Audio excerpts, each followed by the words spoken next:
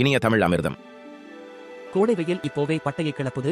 இன்னமும் அதிகம் உக்கிரமா இருக்க போகுதாம் சூரியன். தமிழ்நாட்டில் வெப்ப அலை வீசும் என வானிலை ஆய்வு மையம் எச்சரிக்கை கொடுக்கிறது. இப்பவே கண்ண கட்டது. மே 1ஆம் தேதிக்கு பிறகு 115 டிகிரி ஃபாரன்ஹீட்டா. இதுக்கு மேல தாங்காது சாமி என்கிறார்கள் மக்கள். தமிழகத்திற்கு அடுத்து 4 நாட்களுக்கு வெப்ப அலை வீசுவதற்கான மஞ்சள் எச்சரிக்கையை இந்திய வானிலை ஆய்வு மையம் விடுத்துள்ளது. நடப்பாண்டில் ஒரே நேரத்தில் தமிழகத்தில் அதிக மாவட்டங்களுக்கு வெப்ப அலைக்கான மஞ்சள் எச்சரிக்கை விடுவிக்கப்படுவது இதுவே முதல் முறை என வானிலை ஆய்வாளர்கள் தெரிவிக்கின்றனர். ஒடிஷா, மேற்கு வங்கம் உள்ளிட்ட மாநிலங்களுக்கு ரெட் அலர்ட் விடுக்கப்பட்டுள்ளது. 100 மேல் வெப்பம் ஒரு மனிதனுக்கு சங்கடமான முறையில் உடம்பை சூடாக்குகிறது. இத்தகைய அறை வெப்பநிலையில் நெய் பொதுவாக அறை திரவ வடிவில் காணப்படும். 76 டிகிரி ஃபாரன்ஹீட் அல்லது 32.4 செல்சியஸ் என்பது பசு நெய்யின் உண்மையான உருகுநிலையாகும். முட்டை வேக 180 டிகிரி ஃபாரன்ஹீட் 82 டிகிரி செல்சியஸ் அப்பால் தேவை. எப்போதுமே 110 டிகிரி ஃபாரன்ஹீட் 44 டிகிரி செல்சியஸ் அல்லது அதற்கும் அதிகமான வெப்பம் இருப்பது எப்போதுமே காய்ச்சலாக இருப்பது போன்றது. அது நிச்சயமாக ஆபத்தானது. எனவே எச்சரிக்கை. தேவை இல்லாது அதிகம் வெளியே வராதீங்க.